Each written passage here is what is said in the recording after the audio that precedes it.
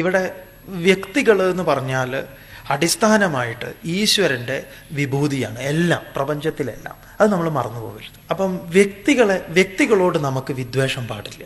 വളരെ ശ്രദ്ധിക്കേണ്ടതാണ്. നമുക്ക് വിദ്വേഷമാകാം ഏതിനോട്? പ്രവൃത്തിയോട്. നമുക്ക് പറയാം, നോക്കൂ, അങ്ങ് ചെയ്ത ഈ പ്രവൃത്തി ഉണ്ടല്ലോ, ഇതിനോട് എനിക്ക് വിയോജിപ്പുണ്ട്, അങ്ങയോട് അങ്ങേയറ്റം ബഹുമാനമുണ്ട്, അപ്പൊ ഇത് പൊരുത്തപ്പെടുന്നില്ല, അതുകൊണ്ട് എനിക്ക് ഇതിനെ വ്യക്തമാക്കി തരണം എന്ന് പറഞ്ഞാൽ നമ്മുടെ സമീപനമേ വളരെ ആത്മാർത്ഥതയുള്ളതാണ്. അപ്പൊ അദ്ദേഹത്തിന് അത് തിരുത്തി നിങ്ങളെ ബോധിപ്പിക്കാൻ അദ്ദേഹം ബാധ്യസ്ഥനാണ്. അല്ല, നിങ്ങൾ വ്യക്തിയെ വെറുക്കുന്നുവെങ്കിൽ അദ്ദേഹം എന്ത് നല്ലത് ചെയ്താലും നമ്മളത് കാണില്ല. അതുകൊണ്ട് വ്യക്തി വെറുക്കപ്പെട്ടുകൂടാ എന്ന് പറയാം. പ്രവൃത്തികളെ നമുക്ക് വിമർശിക്കാം, വ്യക്തിയെ വിമർശിച്ചുകൂടാ. നിങ്ങൾ പറഞ്ഞില്ലേ നടക്കൂല, അത് നിങ്ങൾ പറഞ്ഞ ഒരു പരിപാടി ഇവിടെ നടക്കൂല, ഇവിടെ നടത്താൻ ഞാൻ അനുവദിക്കില്ല. ഇതാണ് നമ്മുടെ തീരുമാനം.